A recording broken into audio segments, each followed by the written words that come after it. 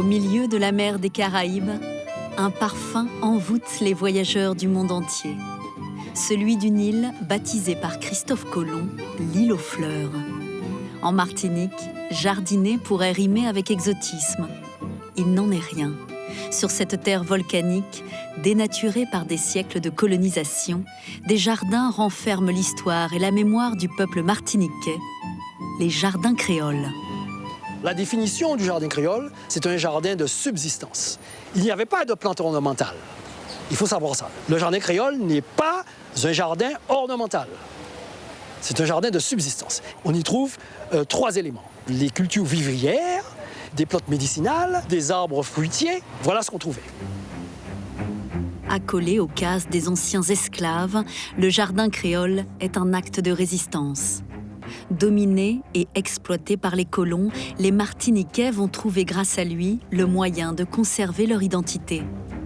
Conçu à l'origine pour se nourrir et se soigner, le jardin créole est le témoin d'un savoir-faire ingénieux dont les Martiniquais sont aujourd'hui les héritiers.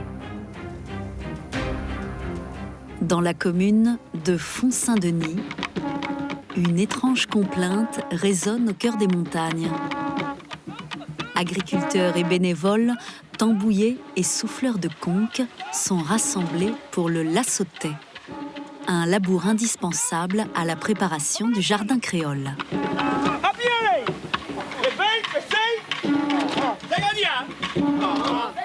Le principe du lassoté, c'est aujourd'hui tout le monde est sur ton terrain, demain tout le monde est sur le terrain de l'autre. Et on tourne jusqu'à ce que chacun, et même les tambouillés, sont considérés comme des agriculteurs et leur terrain sera cultivé au même titre que ceux qui sont au labour. Au rythme des tambours, les houes retournent la terre, défient la gravité.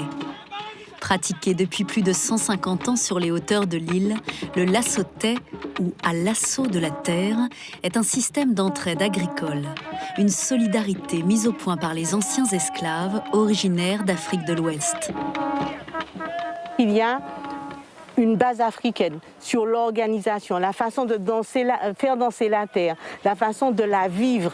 Mais il n'y a pas que ça. On plante des plantes qui sont amérindiennes, comme la calebasse, on plante le manioc, c'est amérindien, et vous allez le trouver dans notre jardin. On va voir aussi qu'il y a des techniques qui viennent aussi d'Europe.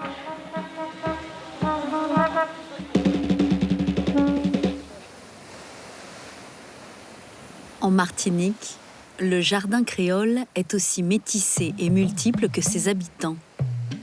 Une histoire qui remonte aux premières colonisations de l'île. Au sud de la Martinique, la plage de l'Anse-Figuier conserve la mémoire de pionniers. Venus coloniser l'île à partir du 5e siècle avant Jésus-Christ, les Amérindiens établissent les bases du jardin créole. Sur le rivage, des roches utilisées pour polir leurs outils témoignent encore de leur passage. Ils arrivent et ce seront les premiers agriculteurs.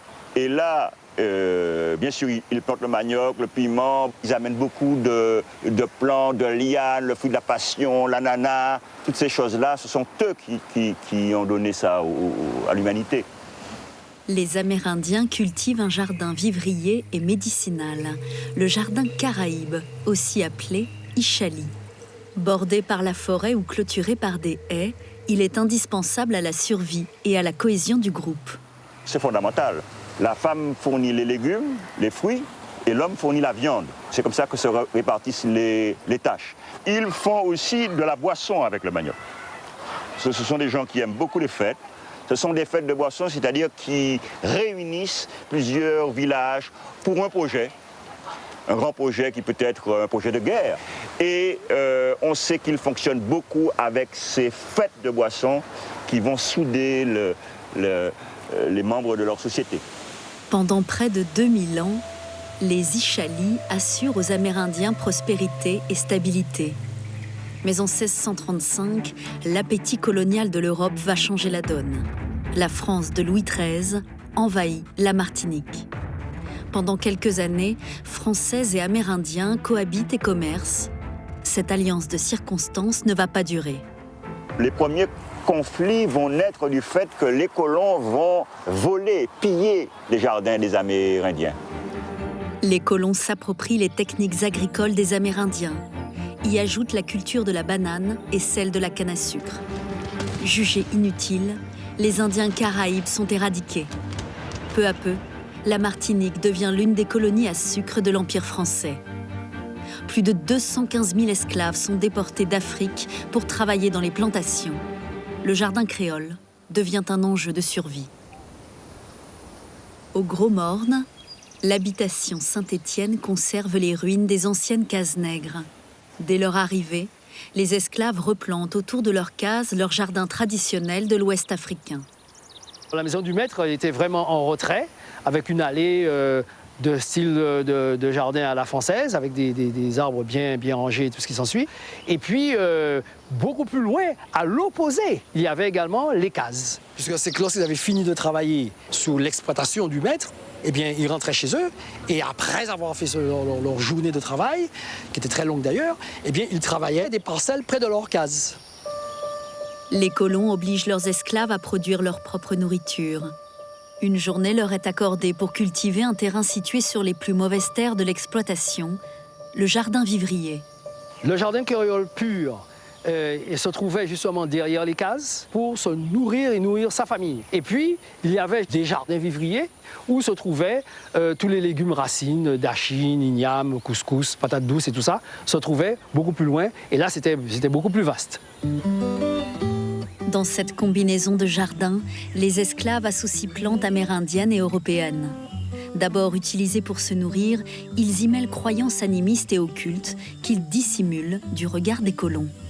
Ils savaient qu'il y avait certaines plantes qui protégeaient l'être humain, certaines plantes qui se protégeaient entre elles et certaines plantes également qui repoussaient les bêtes. Donc ils les positionnaient à des endroits bien précis. D'ailleurs, jusqu'à aujourd'hui, ça existe toujours. Alors voici un exemple du coton variegatum pictum, qui est le caractère des hommes.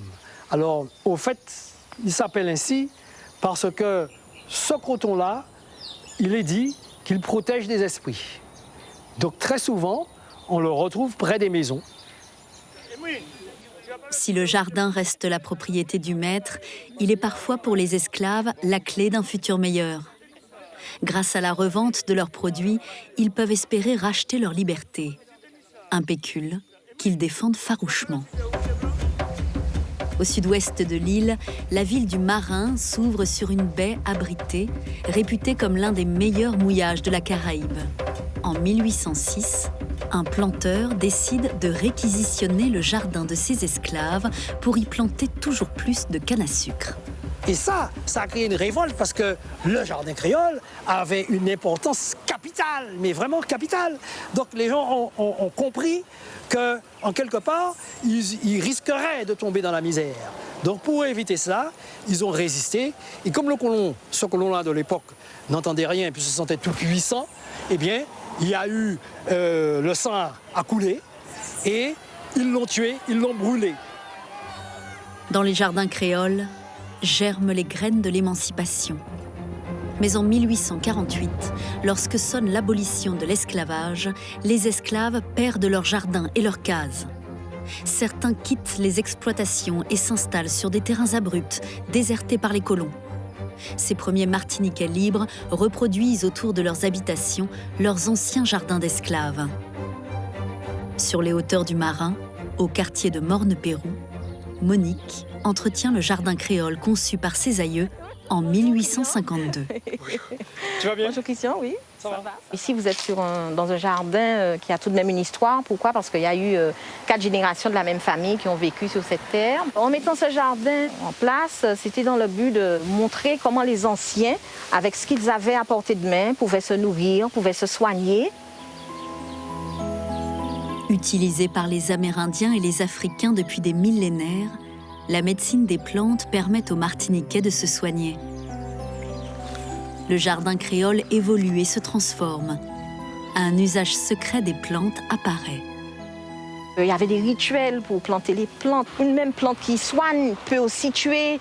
D'ailleurs, au début, les maîtres avaient interdit l'usage des plantes médicinales. Pourquoi? Parce qu'il y avait beaucoup d'empoisonnement. Mais après, les anciens entre eux étaient assez méfiants, puisque tout le monde avait cette connaissance. À un moment, on a délaissé cette médecine, au profit peut-être de la médecine moderne, mais il y a un retour.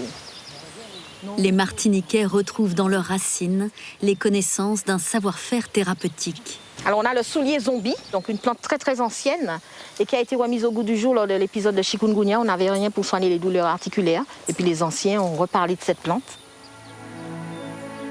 C'est l'exode rural qui force le jardin créole à évoluer de nouveau. Victimes de la crise sucrière des années 50, les paysans quittent les campagnes pour la seule grande ville, Fort-de-France. Délimitée à l'est par le fort Saint-Louis, la capitale de l'île voit les habitants affluer. Des quartiers naissent comme celui de Texaco. Pour survivre, les habitants utilisent l'agriculture jardinière et enrichissent leurs jardins de nouvelles espèces.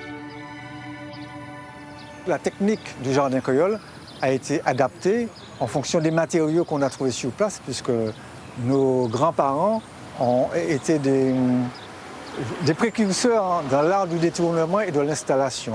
Donc on retrouvait facilement l'arbre à pain, le bananier, des fois des choux, et puis dans les caisses de morue ou des caisses de hareng-sort, on pouvait trouver de la salade, de la tomate, etc. Victimes de la mondialisation et d'une urbanisation grandissante, les jardins créoles sont peu à peu délaissés et manquent de disparaître. Ce n'est qu'à l'aube du XXIe siècle qu'ils retrouvent un second souffle sous forme de jardins partagés. En s'appuyant sur le savoir-faire de leurs aînés, les habitants des quartiers populaires renouent avec leur histoire. C'est un marqueur d'identité parce que dans le jardin partagé, on retrouve l'idée du rassemblement, du partage des connaissances, du partage de savoir et de transmission. Je ne veux pas te voir. Je voudrais que tu me montres un petit peu ce que tu fais de bon dans ton jardin. La technique à nous, c'est justement la variété. Okay. C'est planter du piment à côté de l'avocat. C'est la variété qui fait que tous les parasites qui viennent se combattent entre eux. D'accord. Donc ce qui fait qu'on n'a pas besoin d'utiliser de pesticides. D'accord, donc je vois que tu utilises des techniques ancestrales, puisque effectivement, dans le jardin créole, dans le temps de nos parents, de nos grands-parents, il y avait une diversité végétale très importante.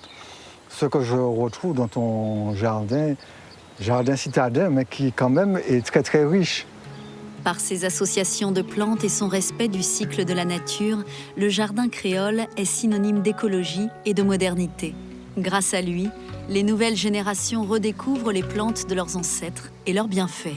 Les Martiniquais retranscrivent de manière inconsciente un certain nombre de schémas qu'ils ont hérités de leurs ancêtres. Ça permet de sauvegarder un certain patrimoine. D'autant qu'avec la mondialisation et avec tous les soucis que nous avons, on voit un regain.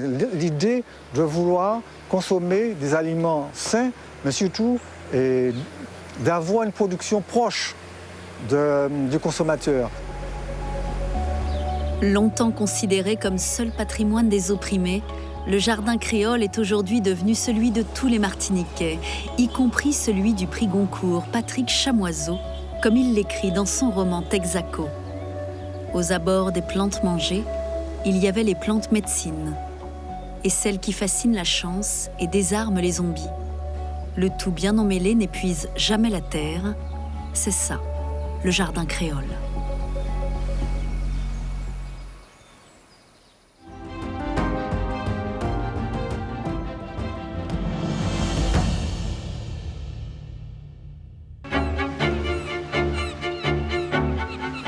Direction Menton, à l'extrême sud de la Côte d'Azur, là où la France flirte avec l'Italie.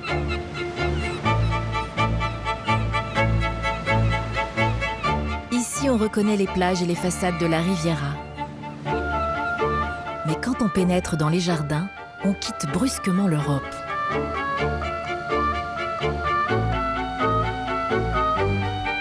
Bien sûr, il y a les orangers et les citronniers qui ont colonisé cette côte depuis des siècles.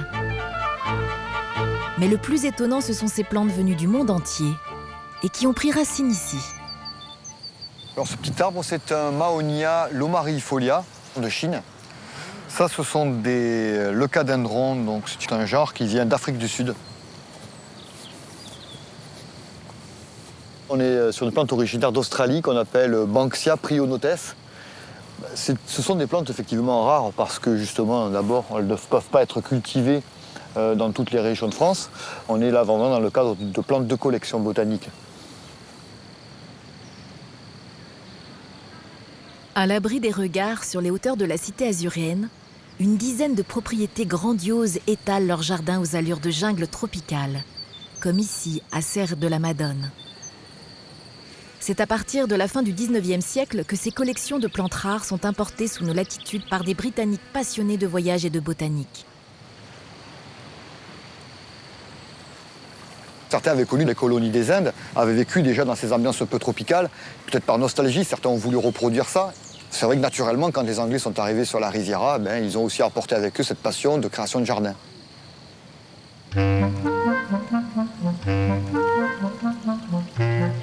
Serre de la Madone est le plus impressionnant de ces jardins. Surplombant la vallée de Gorbio en retrait de la ville, il regroupe sur 8 hectares plusieurs milliers de variétés exotiques. Et c'est le major Lawrence Johnston, retraité de l'armée britannique et jardinier passionné, qui les a patiemment récoltés sur tous les continents.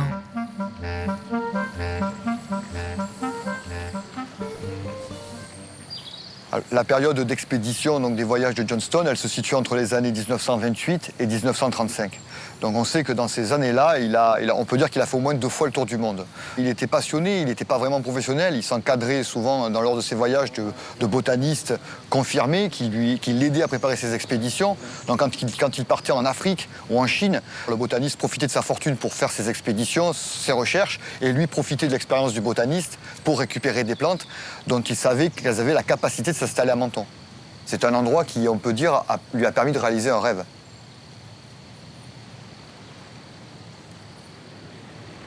Ce n'est pas un hasard si Johnston choisit Menton comme terrain de ses expérimentations botaniques. La ville bénéficie d'un climat particulièrement tempéré, presque tropical, qui permet d'acclimater à peu près n'importe quelle plante de l'hémisphère sud. À l'époque de Johnston, les riches Britanniques désireux de se refaire une santé sont d'ailleurs nombreux à venir profiter de la douceur des hivers mentonnais. La destination leur est même recommandée par un éminent compatriote, le docteur Henry Bennett. Alors, le docteur Bennett est le médecin accoucheur de la reine Victoria. Probablement atteint de primo-infection, il arrive à Menton et guérit quasi miraculeusement. Et de ce séjour à Menton, il va inonder les sociétés savantes de chroniques sur le bienfait du climat mentonais pour soigner de la tuberculose. Si les amateurs de jardinage s'installent sur les hauteurs, la plupart des hivernants préfèrent le centre-ville et la promenade, où il fait bon déambuler. Au point que certaines rues prennent des airs de Petit Londres. Ce sont des beaux windows. Il fallait plaire à la communauté britannique. Et d'un seul coup, ce quartier a pris un petit côté british. Donc on construit des petits immeubles que l'on va louer pour la communauté britannique pour 6 mois pratiquement, c'est-à-dire l'hiver, de novembre à après Pâques. Et on prend soin quand même de faire une architecture qui leur rappelle un petit peu, au moins, quelques quartiers de Londres. Ces Britanniques vont changer la face de la Riviera.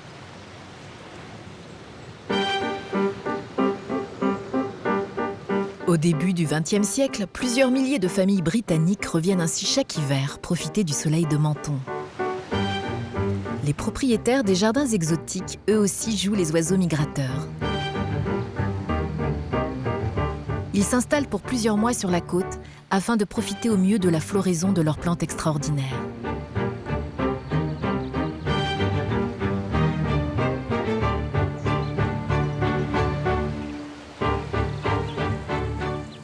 À 74 ans, William Waterfield est le dernier héritier de cette époque. Caché au cœur du quartier résidentiel de Garavant, le Clos du Perronnet et son parc de 500 mètres carrés appartiennent à sa famille depuis 3 générations.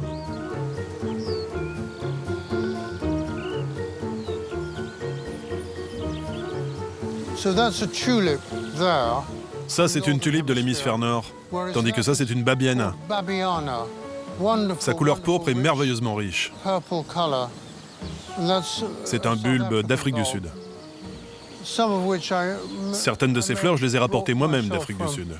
Je suis allé là-bas 4 fois.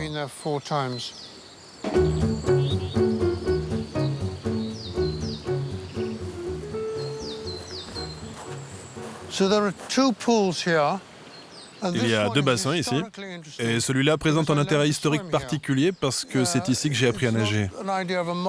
Ce n'est pas exactement une piscine au sens moderne. Elle n'est pas très propre, mais on peut nager dedans. Elle est assez profonde. Je devais avoir 7 ou 8 ans quand j'ai appris.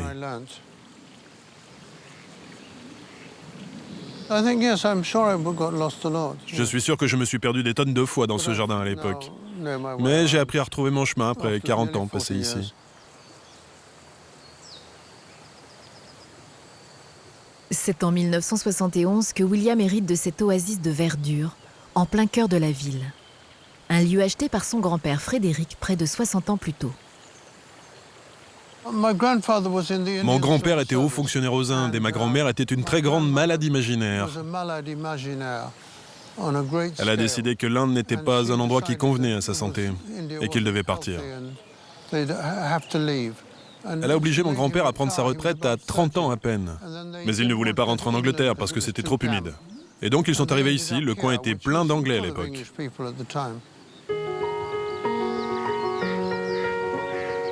Mais en 1940, l'Italie de Mussolini annexe Menton. Comme de nombreux Britanniques, les Waterfield quittent la Côte d'Azur, laissant derrière eux leur jardin tropical. Le clos du Perronnet à l'abandon est pillé et saccagé. Humphrey, le fils de Frédéric et oncle de William, revient à la fin de la guerre. Ce paysagiste passionné va alors entreprendre de grands travaux pour redonner vie au jardin. Il a ajouté ses piliers. C'est lui aussi qui a imaginé cet escalier d'eau qui descend de la colline.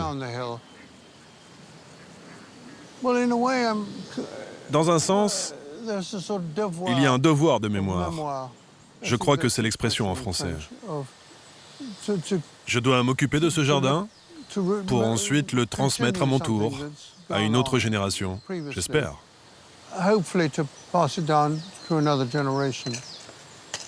Je crois en cela très fort. Qu'est-ce que c'est, une fougère? C'est Cryptorium, je crois, falcatum. Cryptomerium. Cryptomerium. Yes. Et j'ai trouvé une autre fougère aussi qui est très jolie, William. Elle est juste derrière vous, regardez. Oh, celle-ci. Elle est très belle aussi, très jolie.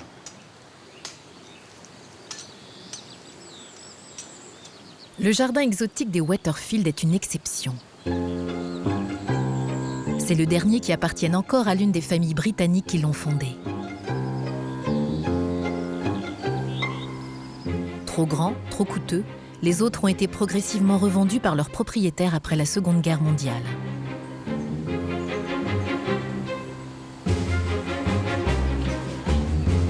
Pour éviter que ne disparaisse ce patrimoine botanique exceptionnel, l'État s'est alors porté acquéreur de plusieurs de ses propriétés. C'est le cas du Val Ramey, situé à 2 pas du jardin des Waterfield. Il a été placé sous la tutelle du Muséum d'histoire naturelle de Paris. Il y a des papas verts de la terrasse, hein. Commencent à être à maturité. Les graines sont bien visibles. Ouais. Tu vois, les capsules là commencent à sécher. On va bientôt les récolter et ensuite les mettre en paquet. Ouais. Chaque printemps, les jardiniers récoltent ici les graines de 350 spécimens différents. Il est mûr là, voilà. C'est ça. Une fois qu'il est bien orange. Bien orange, de Solanum, Quitoens. De Quito d'Équateur. On va le couper délicatement.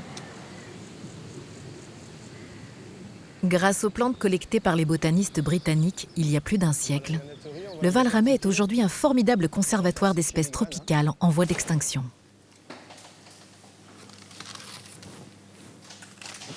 Là, c'est la banque, oui, c'est le trésor du Val Ramey. Ces graines sont envoyées dans le monde entier pour être replantées dans d'autres jardins botaniques. Parfois même, elles permettent de réintroduire des espèces éteintes dans leur pays natal. Donc ce sont des graines de l'arbre emblématique de l'île de Pâques, qui a disparu de son milieu d'origine il y a une cinquantaine d'années. Et donc nous avons quelques sujets à Valramé que nous avons réussi à faire fructifier pour en replanter à l'île de Pâques.